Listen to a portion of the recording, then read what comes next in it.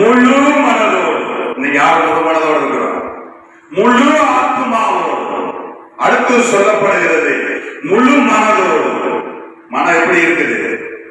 மனுஷனுடைய மனம் குரங்க போல அலையுது. அங்கே இங்கே அப்படி ஆகுமா, இப்படி ஆகுமா, அதை பண்ணுதா கிடைக்குமா, இதை பண்ணுதா கிடைக்குமா, எதை பண்ணலாம் என்று.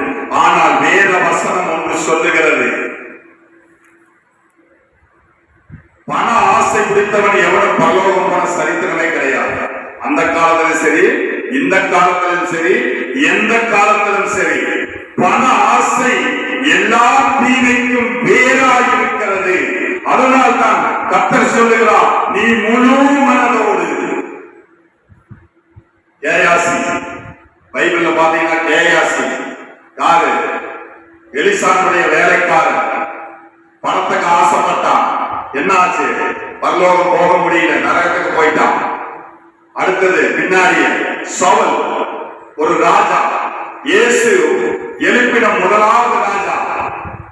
அவன் சாமுவேல் கேட்கிறாரு, சவுலே சவுலே என்ன அது சத்தம் எனக்கு கேட்கிறது? ஆடு மாடுகளுடைய சத்தம்.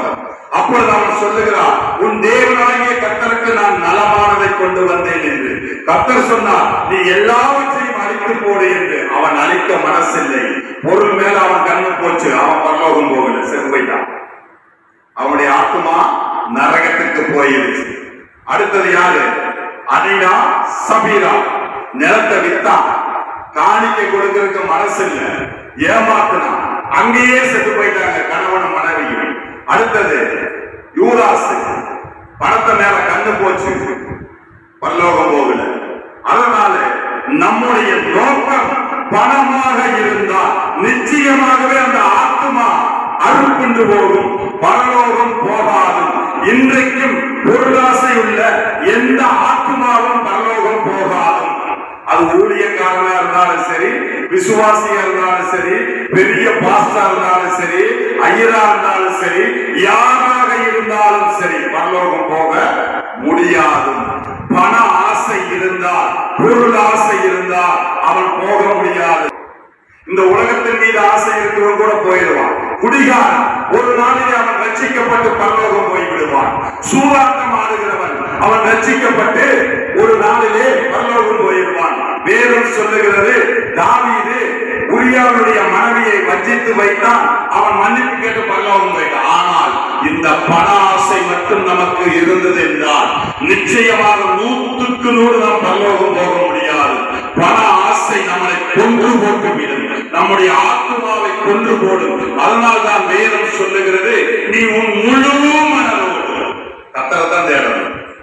இவைகள் எல்லாம் நமக்கு கூட கொடுக்கப்படும். முழு மனதோடும், முழு ஆத்மாவோடும், முழு மனதோடும். மனசு ஒருங்கிணைய வேண்டும். முழு மனசு வரும். காலையில் இருந்துச்சுன்னா நம்ம சர்ச்சுக்கு போகணும் அப்படின்னு சொல்லிட்டு முழு மனசு வரும். நம்ம ஏதோ சொன்னாங்க, ஏதோ ஞாயிற்றுக்கிழமை ஏதோ போனா போகுது, அப்படி இருக்கக்கூடாது. முழு மனதோடும். ஞாயிற்றுக்கிழமைனால எவனாச்சும் செத்தானா போகக்கூடாது. ஞாயிற்றுக்கிழமைனால திருமணமா கர்த்தருடைய வேலையை முடிச்சுட்டு தான் போகணும். சர்ச்சுக்கு வந்து முடிச்சுட்டு தான் போகணும். இதை கர்த்தர் எதிர்பார்க்கிறார். முழு மனதோடும், முழு ஆத்மாவோடும், முழு பலத்தோடும் நம் கர்த்தரை தேடுவோமானால் நம்முடைய வீட்டிலே சமாதானம் ஆற்றை போல பெருகும் என்று வேத வசனம் சொல்லுகிறது. மத்தேயு 22:38 வாசிங்க. இது முதலாம் பிரதான கற்பனை. எது? முழு மனதோடும், முழு ஆத்மாவோடும், முழு பலத்தோடும்.